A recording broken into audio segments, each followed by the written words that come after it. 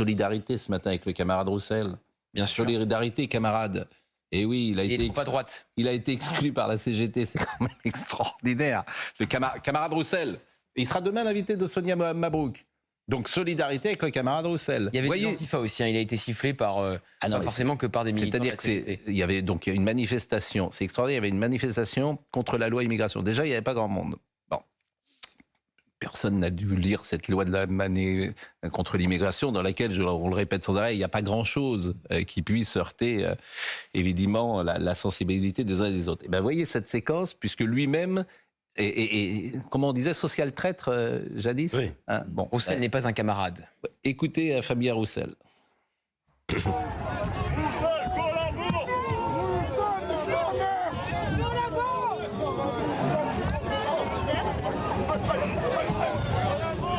Roussel, ça t'apprendra la manif des policiers, va. Roussel, va d'enfer, il y a une manif pour toi d'enfer.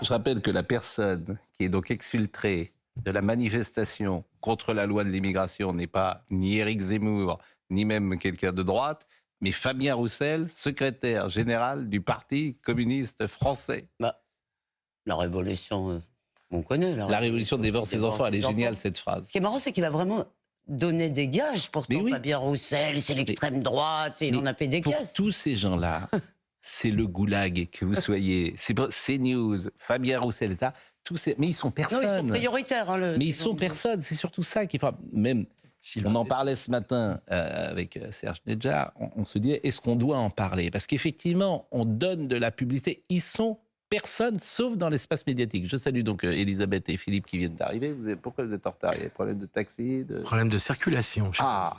S'il n'arrive jamais à Paris comme ça. Ça s'ajoute à des problèmes de transport. Mais l'intolérance, mais de ces gens qui effectivement ont des profils qu'on connaît, on ne peut pas dire que ce soit des gens qui soient en grande réussite dans ce qu'ils ont entrepris dans leur vie. Disons-le. S'ils n'étaient pas militants de l'ultra-gauche, ils ont du mal à trouver leur place, évidemment, dans la... C'est ce que vous disiez des pétitionnaires de... Parce que c'est les mêmes ressorts. Voilà, c'est souvent les mêmes ressorts. C'est quand même pas, j'ai entendu quelques... La coalition des ratés. C'est la conjuration des médias. De gauchistes de mai 68 qui ont fait une très belle carrière après. Hein. Oui, parce qu'ils ont oublié qu'ils l'avaient été. Non, mais que quand t'as 20 ans que tu sois gauchiste, pourquoi pas Bon. C'est quoi la limite d'âge alors? 20 ans et demi, à mon avis. Déjà, ça doit être... Bon, mais évidemment que vous avez tout... Vous savez bien qu'il y a beaucoup de rancœur, de ressentiment, d'aigreur, de jalousie. C'est des gens souvent qui sont en difficulté. Tout ça, nous le savons. C'est l'esprit de la manifestation aussi. C'est-à-dire qu'il n'y a pas d'arguments, il y a des slogans. C'est les petites pancartes. Parce que sinon, il y a des arguments. Bon. Sinon, ils ont des arguments. Bon, alors, Madame Binet. La manifestation, c'est un peu une organisation du débat de toutes les manières. Oui. Non, mais oui. Je veux dire, c'est toujours pareil, quand dans ta vie, tu es en très grande difficulté, souvent, il faut quelque chose qui donne un sens à ta vie. Donc, il y a parfois des différences de degré ou de nature, mais que tu sois fan de Claude François, militant ultra-écologiste, ou que tu entres dans les ordres, parfois, il y a des différences de degré, mais pas de nature. Vous voyez ce que je veux dire? Bon. Voyons en revanche cette séquence de Madame Binet qui ne parle pas à CNews, et c'est tout à fait son droit d'ailleurs, si elle souhaite venir ici pour nous expliquer pourquoi elle ne parle pas à CNews, il n'y a pas de problème. Elle était venue à une époque, sur votre plateau même. Oui, l'archive était ressortie quand elle nous avait fait le même coup, vous savez, au moment de la réforme des retraites. Et elle était venue quand elle n'était pas je vous dis, moi, ça me fait plaisir, parce que même maintenant, Fabien Roussel est traité comme nous. Donc, tout ce qui est un peu à la Et ce slogan, droite, il n'est pas d'hier. Hein. Roussel n'est pas un camarade, c'est depuis qu'il a pris ses distances. Tout ce qui est à la droite de Madame Binet, pour ces gens-là, c'est le goulag, directement. Donc, on sera nombreux. Hein. Écoutez cette séquence-ci.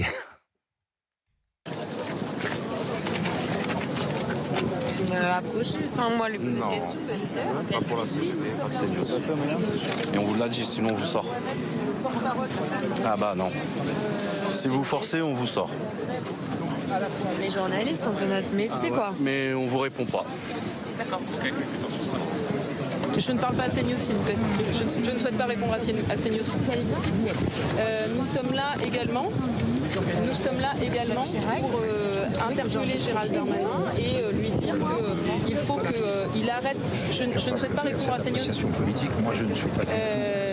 Nous sommes là pour interpeller Gérald Darmanin. Il faut lui dire qu'il doit arrêter les doubles discours.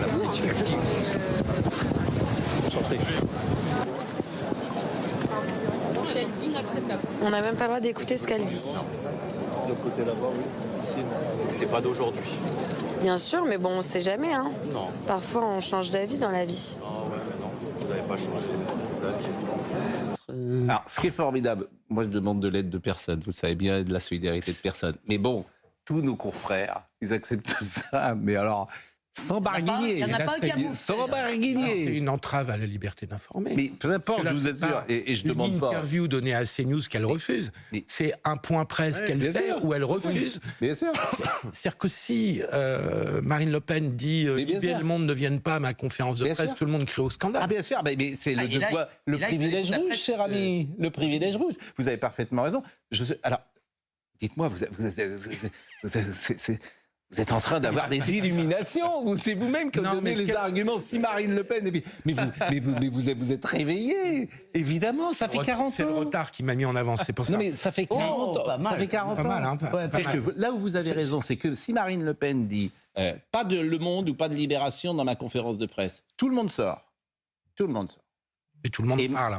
Comment ? Et tout le monde en parle. Et vraiment, je ne demande pas à mes confrères, je demande rien en général. Mais c'est très intéressant, vous avez raison. Non, mais ils auraient pu quand même protester sur le principe. Non, mais ce qui est fascinant... Non, mais ce qui est intéressant, en fait, c'est que... Et il parlait. Oh, pardon, je crois que vous aviez fini, Philippe. Non, il n'avait pas commencé, en fait. Fini, je commençais juste. Mais non, mais ce qui est fascinant, c'est c'est le sectarisme de la gauche, c'est-à-dire... Ce camp qui se sent en citadelle assiégée, plutôt essayer d'ouvrir, plutôt d'essayer d'aller conquérir de nouveaux électeurs, de nouveaux soutiens, se recroqueville complètement sur son précaré. Et ils ne se rendent pas compte qu'ils sont comme en peau de chagrin. C'est-à-dire que dans la mesure où ils sont incapables de parler à un nombre de gens de plus en plus important, ils sont en train de se suicider en même temps. On peut faire le rapport avec la pétition contre Sylvain Tesson, c'est le même mécanisme. C'est pareil. Et il y a ce pauvre Jacques Toubon, il me fait de la peine. Non, mais c'est ça, qui est à côté. Je l'ai connu à une autre époque. Jacques Toubon qui était quasiment à la droite du RPR et qui est à côté de Madame Binet, qui ne dit rien, qui est là comme j'allais dire, comment on dit dans ces cas-là, ça va pas être gentil mon expression, mais l'idiot utile. Ça en dit long quand même sur le pouvoir. Il sert de là comme alibi, ce pauvre Jacques Toubon, qui aura changé d'avis comme de chemise. Vraiment, franchement, il me fait de la peine. Mais ça en dit long sur le pouvoir d'intimidation morale de cette gauche. Parce que vous dites tout le temps, ils représentent rien. Sauf dans nos métiers. Non, mais c'est dans les faiseurs d'opinion, si vous voulez, dans les gens qui fabriquent l'opinion. Écoutez, dans nos métiers, alors à l'université, parfois à la magistrature, chez certains profs, et puis basta. Non, mais ça en dit long ça aussi. fait pas mal, hein. Sur le syndicalisme français, voilà, syndicalisme je vous dise, politique, stratégique. Et la CGT, on est en 1917, les pros qui proposent. Mais là, c'est même pas une conférence de presse, c'est un point presse en extérieur. Donc, mais en fait, c'est parfaitement illégal. La conférence de presse, c'est pas le bon. C'est comme si Marine Le Pen refusait un micro lors d'un point presse parce qu'elle refuse. Si nous avions, dans ces conférences, parce que je trouve que parfois nous sommes nous-mêmes faibles, on porterait plainte. Parce qu'on gagne, en fait. Oui, je pense que vous gagnez. On gagne et on les fait condamner. On vous sort de la manif si on vous les fait condamner. Moi, je serais d'avis, je serais sur cette ligne. On porte plainte. Voilà. Mais bon, je ne dirige pas... Et très bonne réaction d'Audrey Berthaud qui était sur le terrain. Je ne dirige ni Canal, ni CNews, ni rien du tout. leur faire beaucoup d'honneur. Ah non, il faut les faire... De faire, il disait ça, le papier bleu. Oui. Alors, envoyez le papier bleu. Oui. Tu fais condamner les gens. Envoyez le papier bleu. Non, ils présenteront en martyr. Oui, très bien. Non, mais ça finit quand même par... Bon, Stanislas. Non, il y avait une petite séquence, libérez-nous de l'immigration. J'ai vu cette petite séquence que je voulais vous montrer. Il y a alors évidemment des gens qui viennent dans cette manifestation pour contester le principe de la manifestation, il ne reste pas longtemps. C'est un peu de la provocation. Voilà, c'est un peu de la provocation. Némésis, vous me direz ce que c'est. C'est qui Némésis? C'est un collectif qui se qualifie de féministe et identitaire. Mais alors, ils sont contre la loi immigration? Non. Ah oui. Non, ils sont pour la loi immigration. Ils sont pour la loi immigration. Oui, c'était contre la manifestation. C'est ça, ils sont pour la loi. Regardez. Contre manifestation. Quoi. Non, pour, oui. Opposé à la CGT, voilà. Opposé à la CGT. Ouais, contre manifestation. Oui, c'est une contre manifestation. J'ai compris. Là, ils viennent faire un peu de la provo, quoi. Oui, voyez. Le dialogue de sourds.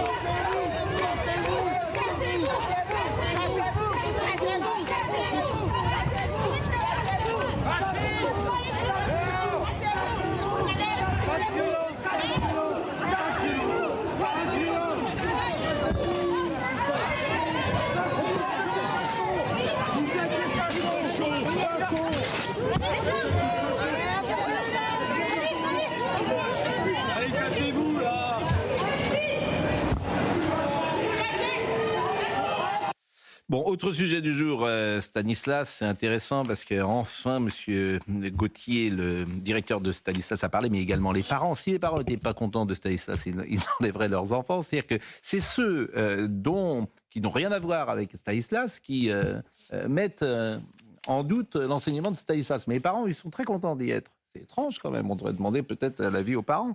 Donc je vous propose d'écouter Frédéric Gauthier, c'est le directeur de Stanislas et il a rappelé des évidences. En étant dans les couloirs de l'établissement, je suis tombé sur un tableau noir, qui est un tableau qui est pas loin des classes des élèves préparatoires. Et sur ce tableau, il était marqué « Vive Stan, vive la République, vive la France ». Quand les élèves disent « Vive Stan », que célèbrent-ils? Une école dont on sait aujourd'hui, ça a été redit à l'envi, qu'elle est catholique. Et je pense qu'ils disent « Voilà, nous sommes dans une école catholique ». Et ils indiquent donc l'institution de référence qui est la nôtre, c'est-à-dire l'Église catholique. Nous sommes une école catholique. Ils rajoutent « Vive la République ». Et donc, ils disent « Nous avons une autre institution de référence qui est la République ». Et ils disent « Vive la France ». Et je pense que la réponse est là, peut-être, à la question que vous posez. Alors, comme toujours, l'espace médiatique s'arrange à rapporter quelques mensonges sur ce qu'est Stan. Et dans le journal du dimanche hier, c'est Geoffroy Lejeune et ses équipes qui rapportent un témoignage. Bonjour madame, je suis Joseph. C'est un jeune homme qui contacte une journaliste de France 2.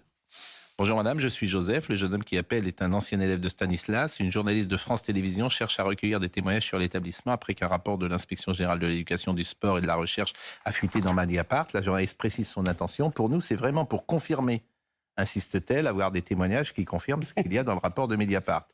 En 2018, Clément se retrouve plongé dans le coma après un accident de la route. Une semaine après, à son réveil, il voit défiler dans sa chambre beaucoup de membres de la communauté éducative venus lui rendre visite. Il reçoit des dizaines de messages, une solidarité qui n'a jamais cessé. Son témoignage n'intéresse pas la journaliste. Elle cherche des élèves qui ont vécu des épisodes sexistes ou homophobes.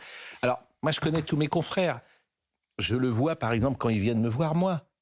Le papier est déjà écrit. Mais je leur dis d'ailleurs. Ça sert à rien que vous veniez parce que je sais ce que vous allez écrire. Et ils écrivent, effectivement, ce que j'avais imaginé. Donc les gens ne sont plus vierges. Un journaliste doit arriver d'une manière vierge sur ces sujets. Mais là, il sait déjà ce qu'il va écrire. Il voit ce qu'il croit, il va voir ce qu'il croit, ce qui est un phénomène de l'idéologie bien connu. Et là, il va s'arranger. En plus, il va le faire de façon tout à fait organisée quand même. Elisabeth Lévy. Un désaccord sur une petite... Un désaccord sur une petite chose, vous dites, c'est pas le problème des autres. Stanislas est financé en grande partie par l'argent des impôts, donc, comme France Inter, tout le monde a le droit d'avoir un avis. Maintenant, la malveillance, si vous voulez, qu'il y a autour, ça, c'est autre chose. Non, le vrai sujet, c'est l'espace journalistique en France.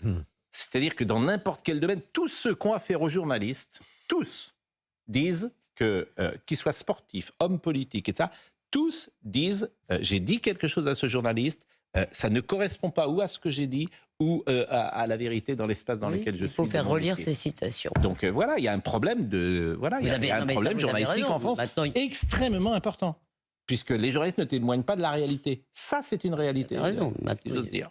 Mais que tout le monde ait ses biais, c'est un fait, peut-être. Le lycée Stanislas... Non, mais même, assurément, tout le monde a ses biais, bien sûr. Le lycée mais pas tout le monde, arrêtez avec tout le monde. Moi, je n'ai pas de biais. Je suis désolé de vous le dire comme ça. Je peux me tromper, mais je suis honnête intellectuellement.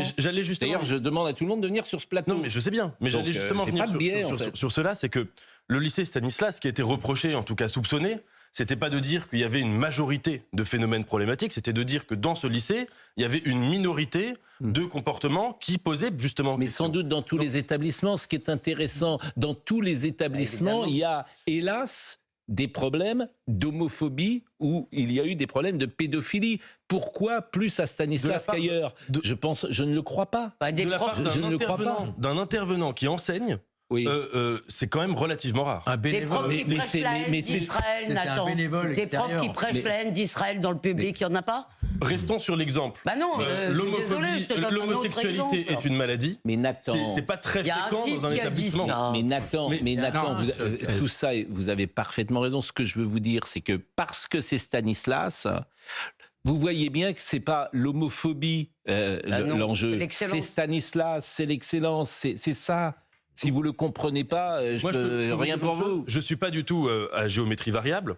Si c'était dans un lycée, par exemple, mais on n'en parlerait pas. Je serais le premier à dire que c'est du fanatisme. Mais on n'en parlerait pas. Et c'est pas parce que c'est Stanislas que on n'en parlerait pas. Par exemple, la fermeture d'Averroès, enfin les problèmes et les ennuis que le lycée Averroès a eu à Lille, on en a parlé et on a eu raison parce que les lycées privés confessionnels où il peut y avoir avec Sciences Po Lille, qui regrettaient la sortie d'Averroès. Ils avaient tort. Quand il y a un problème dans un lycée confessionnel avec du fanatisme qui rentre par la fenêtre ou par la porte, ou même qui s'insinue, on a raison de mettre le... Écoutez, monsieur Gauthier. Vous voyez bien que l'objectif, c'est de casser un établissement d'excellence. Écoutez, non, et puis derrière ça, là, il y a la lutte des classes. Élitiste. Peut-être que il y a la lutte, mais derrière ça, là, il y a la lutte des... En fait, c'est toujours pas... Derrière ça, là, il y a aussi les riches, parce qu'à Stanislas, c'est plutôt des gens qui sont riches. Peut-être. Bien sûr. Peut-être. Écoutez Frédéric Gauthier, le directeur de Stan.